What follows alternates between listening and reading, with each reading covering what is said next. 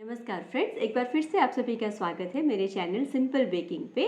और ये है हमारा एपिसोड नंबर 2। और इस एपिसोड पे हम बात करेंगे हमारे बेसिक इंग्रेडिएंट्स की, जिसकी मदद से आप आपका बेकिंग जर्नी शुरू कर सकते हैं। आशा रखती हूँ कि आपने मेरा एपिसोड नंबर 1 भी देखा होगा, जिसमें मैंने बेसिक टूल्स के बारे में बात की है। अगर आपने नहीं देखा है तो वहाँ पे मेरे चैनल पे अवेलेबल है, आप जाके उसे देख सकते हैं।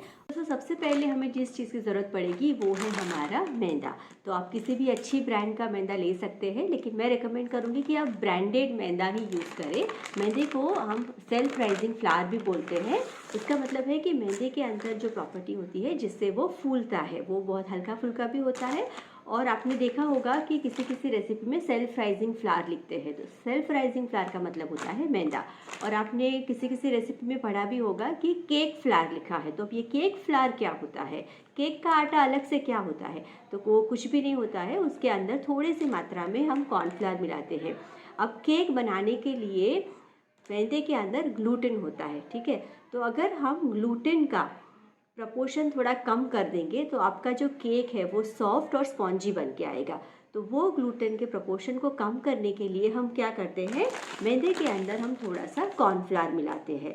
तो इसका एक प्रपोर्शन है केक फ्लावर बनाने का कि अगर आपने 1 कप मैदा लिया है तो उसमें से 1 बड़ी चम्मच 1 टेबल स्पून जितना मैदा आप निकाल लीजिए, और उतना ही 1 चम्मच जितना आप इसमें कॉर्नफ्लावर मिला दीजिए। तो उससे क्या होगा कि हमने मैदे में से थोड़ा सा ग्लूटेन हटा दिया और उसकी जगह पे हमने कॉर्नफ्लावर डाल दिया, जिसके अंदर बिल्कुल भी ग्लूटेन नहीं है।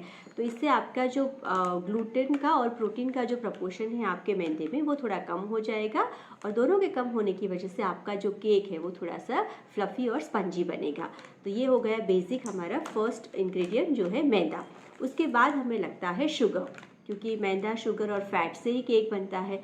तो शुगर आप घर का नॉर्मल शुगर ले सकते हैं, लेकिन आपको अगर केक बनाने के लिए यूज़ करना है तो आपको क्या करना है, उसे मिक्सी में पाउडर बना देना है, नॉर्मल सा पाउडर बना देना है। अब शुगर के भी 2-3 टाइप्स होते हैं, जैसे कि आपने सुना होगा कैस्टर शुगर, और आपने ये भी सुना होगा आइसिंग शुगर। तो अगर आपको नहीं मालूम है कि इन तीनों का डिफरेंस क्या है तो वो मैं आज बताऊंगी। पाउडर शुगर और जो हमारा कैस्टर शुगर होता है वो दोनों सेम है। तो पाउडर शुगर आप घर पे पाउडर बना देते हैं वो है, और कैस्टर शुगर जो है वो मशीन से बनाई हुई होती है, जिसमें बहुत ही बारीक मतलब अपना जो रवा होता है उससे भी बारीक ग्रैन्यूल्स होते हैं। लेकिन वो एकदम से फाइन पाउडर नहीं होता है, वो छोटे छोटे से ग्रैन्यूल्स होते हैं, जिसे हम कहते हैं कैस्टर शुगर, ठीक है। तो आप घर पे भी पीस के आपका शुगर का पाउडर बना सकते हैं और आपके केक में यूज़ कर सकते हैं। और आइसिंग शुगर जो होता है वो स्पेशली बना हुआ होता है कॉर्नफ्लावर के मिक्सचर के। जैसे हमने केक फ्लावर बनाया था मैदे के अंदर कॉर्नफ्लावर डाल के, वैसे ही हम शुगर के अंदर वही प्रपोर्शन से कॉर्नफ्लावर ऐड करके उसे आइसिंग शुगर बनाते हैं। और आइसिंग शुगर क्या होता है, कॉर्नफ्लावर का जो प्रॉपर्टी है वो है थिकनिंग एजेंट, ओके। वो चीज़ों को जमाने का काम करता है। तो अगर आप आपके कुकीज़ में आइसिंग शुगर डालते हैं बजाय अपनी नॉर्मल शुगर पाउडर, तो आपका जो कुकी का जो स्ट्रक्चर है वो एकदम से क्रंची और क्रस्टी बनेगा और वो बहुत ही अच्छा टेस्ट करेगा। तो यही एक फ़ायदा है आइसिंग शुगर यूज़ करने का। और आइसिंग शुगर कुछ नया नाम नहीं है, आप उसे घर पे भी बना सकते हैं। प्रपोर्शन वही रखना है, 1 कप आइसिंग शुगर के अंदर आपको 1 कप जितना आपका कॉर्नफ्लावर डालना है और उसे एक साथ पीस लेना है। तो ये हो गया आपका होममेड आइसिंग शुगर। इसके बाद जो नेक्स्ट इंग्रेडिएंट आता है वो है हमारा बेकिंग पाउडर और बेकिंग सोडा। ये पैकेजिंग तो आपने देखा ही होगा। तो बेकिंग पाउडर और बेकिंग सोडा दोनों ही हमारे केक के राइजिंग एजेंट्स हैं, ओके। वो आपके केक को फुलाने का काम करते हैं। अब कुछ कुछ रेसिपीज़ में आपको बेकिंग सोडा नहीं मिलेगा, लेकिन जिस रेसिपी में आपने बेकिंग सोडा यूज़ किया है उस रेसिपी में आपको सोडा को एक्टिवेट करने के लिए एक और चीज़ डालनी होती है, जिससे कि आपका सोडा जो है वो अपना रिएक्शन दे और आपके केक को फुलाने का काम करे। तो ये रिएक्शन किससे किससे आएगा, आपके विनेगर से आ सकता है, किसी भी खट्टे पदार्थ से आएगा। तो खट्टे पदार्थ में आप यूज़ कर सकते हैं या तो छाछ जो घर पे बनी हुई हो या फिर रेडीमेड वाली, या फिर आप विनेगर यूज़ कर सकते हैं या फिर लेमन जूस यूज़ कर सकते हैं। तो विनेगर भी एक जो हमारा न्यूट्रल विनेगर आता है, वाइट विनेगर, कलर वाला नहीं या फिर कोई और फ्लेवर वाला नहीं, हम वाइट विनेगर की बात कर रहे हैं। सिंथेटिक विनेगर भी इसे कहते हैं। तो ये भी एक बहुत ही इम्पॉर्टेंट इंग्रेडिएंट है हमारे केक बेकिंग के प्रोसेस के लिए। तो अगर आप बेकिंग सोडा डाल रहे हैं तो आपको आपके केक बैटर में विनेगर या फिर कोई भी खट्टा पदार्थ डालना पड़ेगा आपके बेकिंग सोडा को एक्टिवेट करने के लिए। तो ये हो गया बेकिंग पाउडर, बेकिंग सोडा और हमारा विनेगर। और नेक्स्ट थिंग जो आती है वो है हमारा एसेंस। अब अगर आप केक बनाते हैं तो कुछ केक्स में हम एग्स भी मिलाते हैं। तो जब भी आप किसी केक में एग डालते हैं तो एग की एक डिस्टिंक्ट स्मेल होती है। तो उस स्मेल को इरेडिकेट करने के लिए हम क्या करते हैं, उसमें वेनिला एसेंस मिला देते हैं, क्योंकि वेनिला की स्मेल बहुत अच्छी होती है।